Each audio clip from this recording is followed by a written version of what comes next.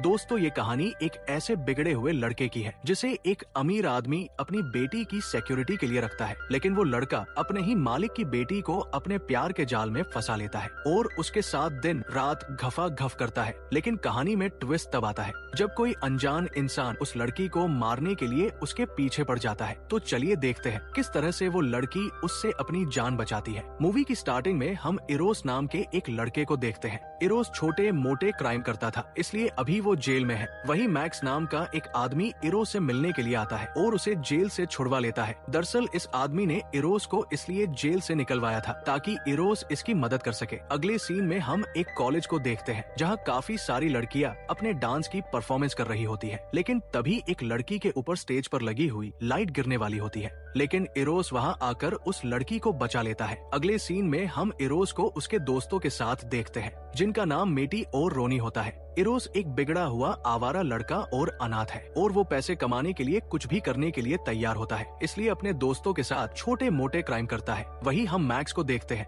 जो अपने फोन पर किसी से बात कर रहा होता है। दरअसल वो मैक्स की ही बेटी थी जिसे इरोस ने बचाया था। मैक्स के बातों से हमें पता चलता है मैक्स की बेटी एना की जान खतरे में है क्योंकि कुछ दिनों से कोई इंसान एना को परेशान कर रहा है। वही अगले दिन एना जब अपनी सिस्टर के साथ ब्रेकफास्ट कर रही होती है तभी मैक्स इरोस को लेकर वहाँ आ जाता है। दरअसल मैक्स इरोस को एना का बॉडीगार्ड बनाना चाहता है ताकि वो उसका ध्यान रख सके। इरोस को देखकर एना अपने डैड से उसके बारे में पूछती है तो मैक्स उसे बताता है आज से ये तुम्हारा बॉडीगार्ड है, इसलिए ये तुम्हारे साथ ही रहेगा। मैक्स के इस फैसले से एना बिल्कुल भी खुश नहीं होती है, इसलिए वो अपने डैड से कहती है मैं इससे बिल्कुल भी खुश नहीं हूँ कि एक नौकर हमेशा मेरे साथ रहे। एना गुस्सा होकर वहाँ से चली जाती है। वही अब इरोस आज से इसी घर में रहने वाला था, इसलिए वो मैक्स के घर को देखने लगता है जिससे इरोस को पता चलता है मैक्स बहुत ही ज्यादा अमीर है और उसके पास कई सारी लग्जरी गाड़ियां हैं। इसके बाद इरोस जब एना के रूम में जाता है तो वो देखता है एना स्विमिंग कर रही होती है, तो इरोस एना के उबलते हुए शरीर की गर्मी को देखने लगता है। लेकिन तभी वहाँ मैक्स आ जाता है। मैक्स इरोस से कहता है मैंने तुम्हें जिस काम के लिए रखा है तुम्हें उस पर फोकस करना है, ना कि मेरी बेटी पर। वही अगले दिन इरोस एना के साथ उसके स्कूल जाता है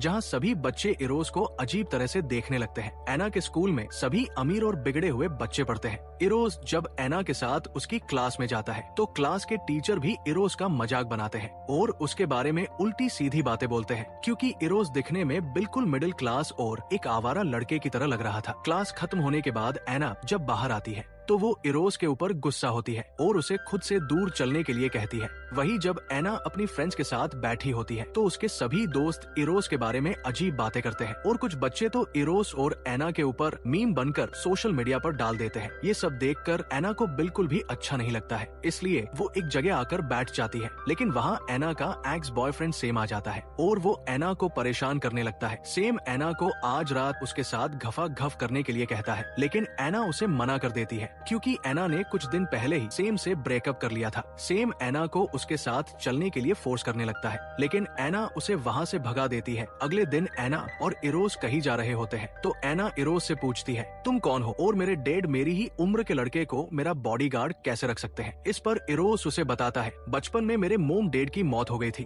और जिस चैरिटी ने मुझे पाला था तुम्हारे डैड ने वहाँ बहुत सारा डोनेशन दिया था जिससे मुझे बहुत मदद मिली। इरोस की बात सुनकर एना को अच्छा लगता है। एना इरोस से कहती है तुम अकेले रहते हो। इस पर इरोस एना को बताता है मैं अपने 2 दोस्तों के साथ रहता हूँ। इरोस कहता है पहले मैं पूरी तरह से उल्टे काम करता था, इसलिए मेरे ऊपर कई सारे केस लगे हुए हैं, लेकिन मैंने अब क्राइम करना छोड़ दिया है, इसलिए मैं यहाँ नौकरी कर रहा हूँ और मैं अब पैसे कमाकर मेरे कजन भाई को अपने पास लाना चाहता हूँ क्योंकि वो भी एक अनाथ आश्रम में है। वही अब वो लोग एना की एक फ्रेंड की बर्थडे पार्टी में आ जाते हैं। एना इरोस को पार्टी में आने से मना करती है और उसे कार में ही उसका वेट करने के लिए कहती है। थोड़ी देर कार में बैठने के बाद इरोस बोर होने लगता है, इसलिए वो भी अंदर चला जाता है जहाँ एक लड़की इरोस को किस करने लगती है, लेकिन इरोस उसे इग्नोर कर देता है और ड्रिंक करने के लिए चला जाता है। लेकिन तभी वहाँ एना आ जाती है। एना इरोस से कहती है मैंने तुम्हें अंदर आने से मना किया था, फिर भी तुम अंदर क्यों आए। इस पर इरोस उसे कहता है मैं बाहर बोर हो रहा था।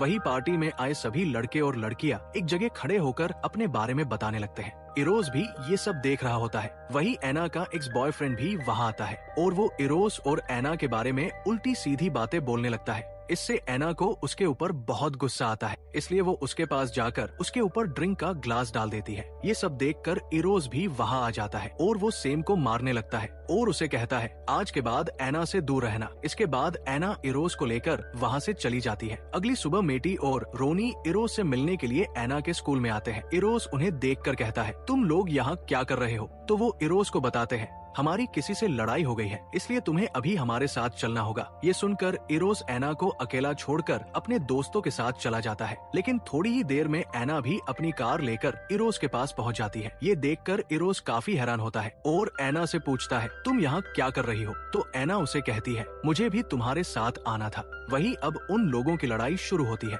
मेटी और रोनी ध्यान रखने के लिए जाते हैं और इरोस किसी की बाइक को तोड़ने लगता है। एना भी इरोस के साथ बाइक तोड़ने में उसका साथ देती है। लेकिन तभी मेटी और रोनी भागते हुए आते हैं क्योंकि जिन लोगों की वो बाइक थी वो वहाँ आ चुके थे। ये देखकर इरोस एना के साथ वहाँ से भागने लगता है। एना को ये सब करके बहुत मजा आता है क्योंकि उसने अपनी लाइफ में पहली बार ऐसा काम किया था। वही अब इरोस और एना अपनी बाइक लेकर वहाँ से निकल जाते हैं। एना को देखकर हमें पता चलता है उसके दिल में भी अब इरोस के लिए फीलिंग आने लगी है, इसलिए वो पूरे दिन इरोस के साथ एंजॉय करती है। रात के समय जब वो लोग घर जाते हैं तो मैक्स उन दोनों का पहले से ही वेट कर रहा होता है। मैक्स उनके ऊपर गुस्सा होता है और उनसे पूछता है इतनी देर तक तुम कहाँ थे? तो एना मैक्स से कहती है हम लोग बाहर मजे कर रहे थे। ये सुनकर मैक्स उनके ऊपर और भी गुस्सा करता है और इरोस से कहता है तुम भूल तो नहीं गए मैंने तुम्हें यहाँ किस काम के लिए रखा है? ये सुनकर इरोस को बहुत बुरा लगता है और वो अपने काम पर अच्छे से फोकस करना शुरू कर देता है और अब इरोस एना को भी इग्नोर करने लगता है ताकि वो अपने काम को अच्छे से पूरा कर सके।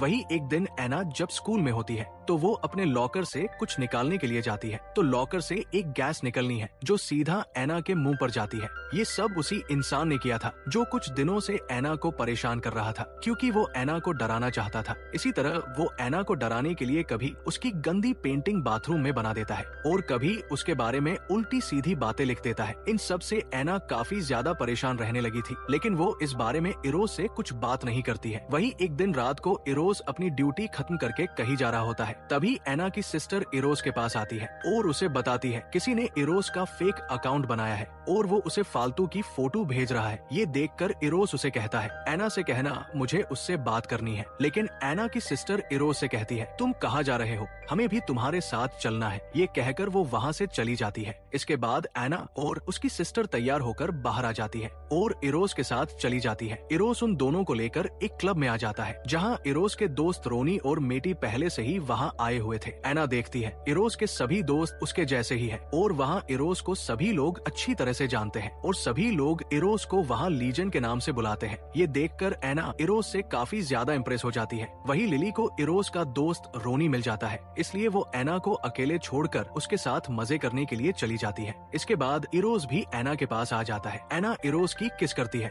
और वो दोनों साथ में काफी डांस करते हैं। अगले दिन इरोस और एना बीच पर घूमने के लिए जाते हैं जहाँ एना इरोस से उसके मोम डेड के बारे में पूछती है, उनकी डेड कैसे हुई थी। तो इरोस उसे बताता है मैं जब 6 साल का था तब एक हादसे में मेरे मोम डेड की मौत हो गई थी, लेकिन लोगों को लगता है वो हादसा मेरी वजह से हुआ था और मैंने अपने मोम डेड को मारा है। एना इरोस से कहती है लेकिन तुम तो उस समय बच्चे थे, इसमें तुम्हारी क्या गलती है? इस पर इरोस एना को कोई जवाब नहीं देता है। वही कुछ दिनों बाद एना का बर्थडे होता है, इसलिए वो इरोस के दोस्तों को भी अपनी बर्थडे पार्टी में इनवाइट करती है। लेकिन मेटी और रोनी पार्टी में आकर पागलों जैसी हरकतें करते हैं और भूखड़ की तरह खाना खाने लगते हैं। इरोस को ये सब देखकर अच्छा नहीं लगता है, इसलिए वो उन्हें ये सब करने से मना करता है। लेकिन वो दोनों इरोस की कोई बात नहीं सुनते हैं और मैक्स के रूम में आकर उसकी चीजों को देखने लगते हैं। वही अब शाम हो जाती है। एना जब अपने रूम में बैठी होती है तभी कोई खिड़की से एक बोल फेंकता है। एना जब उस बोल को देखती है तो उसमें एना को किसी ने मारने की धमकी दी थी। ये देखकर एना बुरी तरह से डर जाती है, इसलिए वो जल्दी से जाकर इरोस को इस बारे में बताती है। इससे इरोस समझ जाता है जो कोई भी एना के पीछे पड़ा हुआ है वो इस पार्टी में आया हुआ है, इसलिए इरोस जल्दी से सभी लोगों को वहाँ से जाने के लिए कहता है। इसके बाद इरोस मैक्स के रूम में जाकर वहाँ का सीसीटीवी चेक करने लगता है। लेकिन तभी इरोस को मैक्स की लॉकर से एक फोटो मिलती है जिसमें इरोस के मोम डेड मैक्स के साथ होते हैं। ये देखकर इरोस पूरी तरह से हैरान हो जाता है और वो सोचता है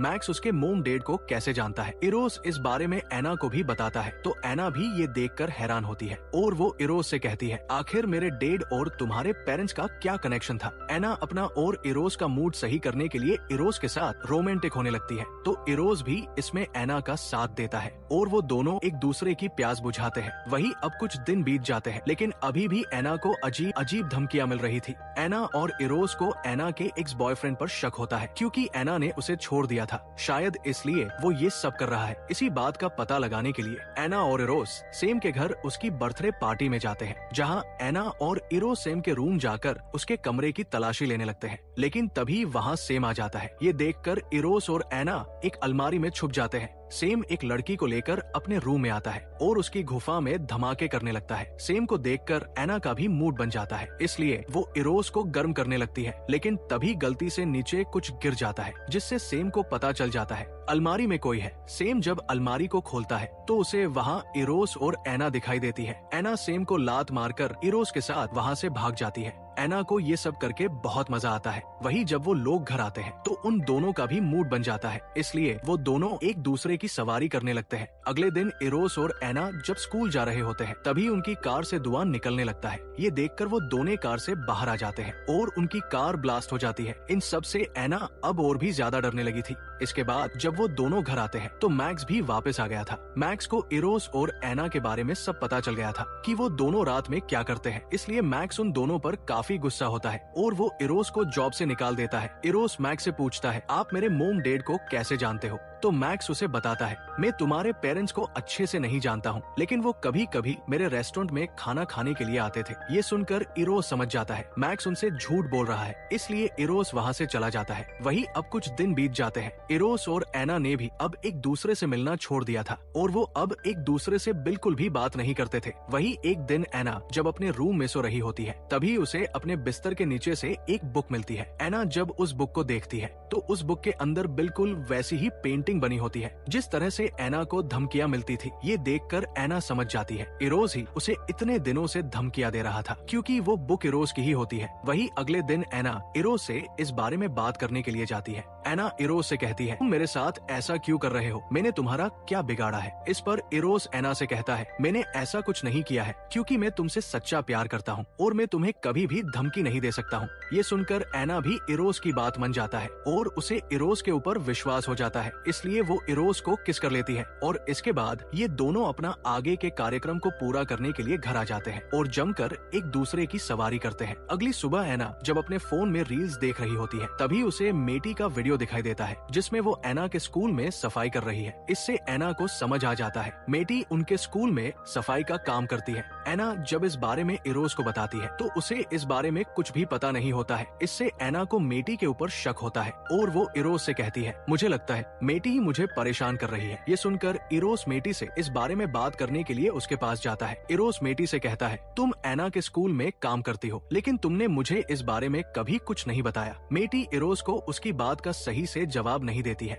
इसी बात को लेकर उन दोनों में बहस होने लगती है। मेटी गुस्सा होकर इरोस को धक्का देती है जिससे उसका सर टकरा जाता है और वो बेहोश हो जाता है। वही एना भी वहाँ आ जाती है और वो मेटी से इरोस के बारे में पूछने लगती है, लेकिन मेटी एना को इरोस के बारे में कुछ नहीं बताती है। तभी मैक्स भी वहाँ आ जाता है क्योंकि एना ने यहाँ आने से पहले मैक्स को अपनी लाइव लोकेशन सेंड कर दी थी। मेटी मैक्स और एना को वहाँ देखकर अपनी गन निकल लेती है और हमें पता चलता है ये सब मेटी ही कर रही थी। मैक्स मेटी से कहता है, तुम ये सब क्यों कर रही हो? तो मेटी मैक्स से कहती है, मैं तुमसे अपने मोम डैड का बदला लेना चाहती हूँ, क्योंकि बहुत सालों पहले मेरे और इरोस के मोम डैड तुम्हारे रेस्टोरेंट में काम करते थे, लेकिन एक दिन तुम्हारा बर्थडे था, इसलिए तुमने अपने सभी वर्कर को रेस्टोरेंट में ही रोक लिया था। लेकिन तुम्हारी गलती की वजह से रेस्टोरेंट में आग लग गई, जिसकी वजह से मेरे और इरोस के मोम डैड वही जलकर मर गए। ये कहकर मेटी मैक्स के ऊपर गोली चलाने ही वाली होती है, लेकिन तभी इरोस बीच में आ जाता है और मेटी को रोकता है। ये देखकर एना और मैक्स वहाँ से भागने लगते हैं, लेकिन मेटी इरोस को धक्का दे देती है